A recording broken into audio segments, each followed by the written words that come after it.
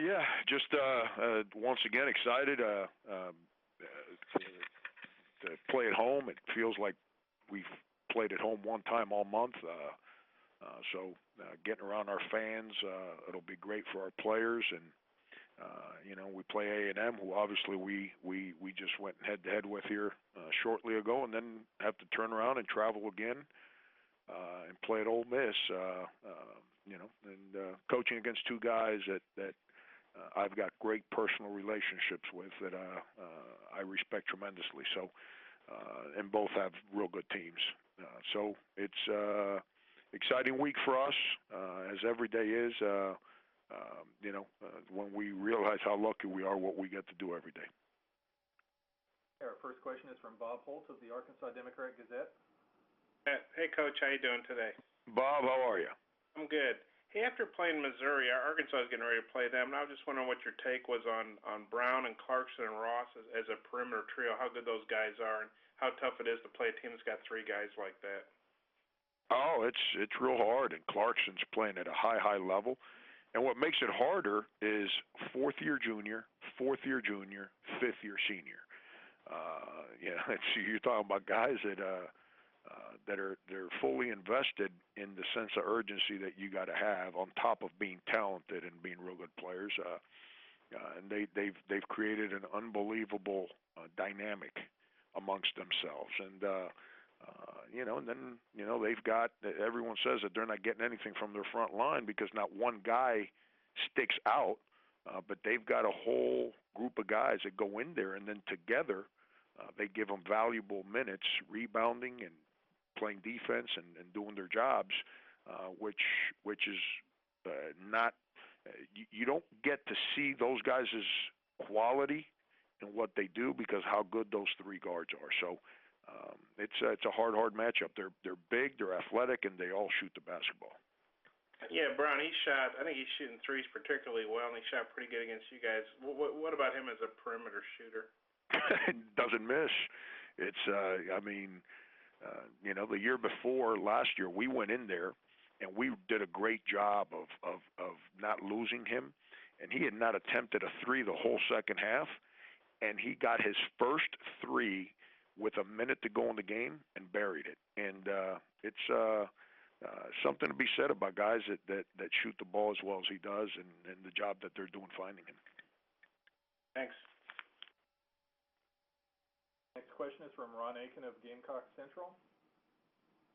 Coach, I just wanted to ask you had two really good home crowds the last time that you did play. Can you talk about what these home crowds are going to mean for you the rest of the season?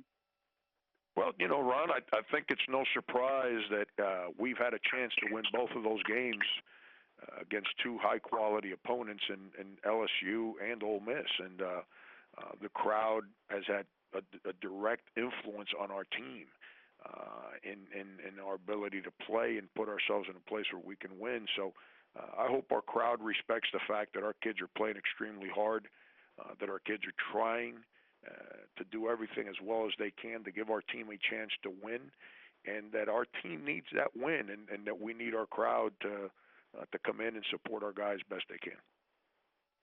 Thank you, Coach. Next up is Tom Murphy of the Arkansas Democrat-Gazette. Hey, Frank, how would you go about describing Brenton Williams' free throw routine, and are there things in it that regular or average shooters could take from? He just, some guys can shoot, some guys can't, and he can shoot. And the thing with him, I think, is he's oblivious to everything that's going on around him, and he's the same way shooting the basketball. He when you allow him to set his feet and see the rim, nothing really bothers him. And I think he just carries that into his free throw shooting. He takes his time, follows the same routine, and he's got unbelievable confidence in that the ball's going to go in the basket. Best free throw shooter you've been around?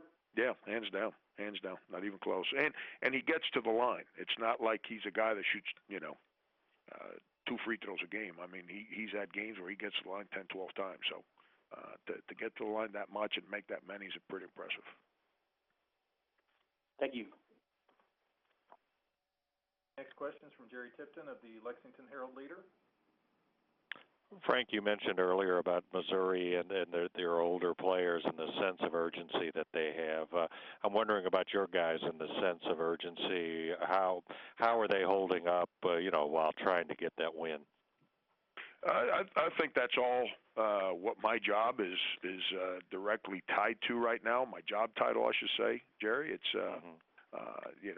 I can't put winning games above winning people, and right now, we've got to continue to make our guys understand that we're trying to win people, and if we can figure out a way to keep our kids excited and connected with who we are, and that we're not that far off, rather than solely focused in on winning and losing games, then that'll happen.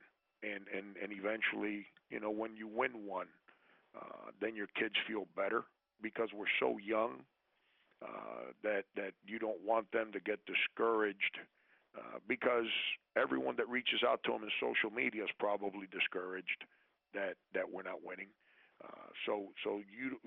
My job is to make sure that our guys continue to stay encouraged because we are close. You're at Missouri and you're down 2 possessions with 50 seconds to go. So you're right there. Get a stop, make a shot, and now it's a 1 possession game, and it didn't happen. But we're fighting our tails off to put ourselves in the same place where we could have 2, 3, 4 conference wins right now. But so we got to keep our kids focused on that. Yeah, I wondered if you see anything maybe in the game within the game that tells you that progress is being made. Oh, I'm extremely proud of my kids.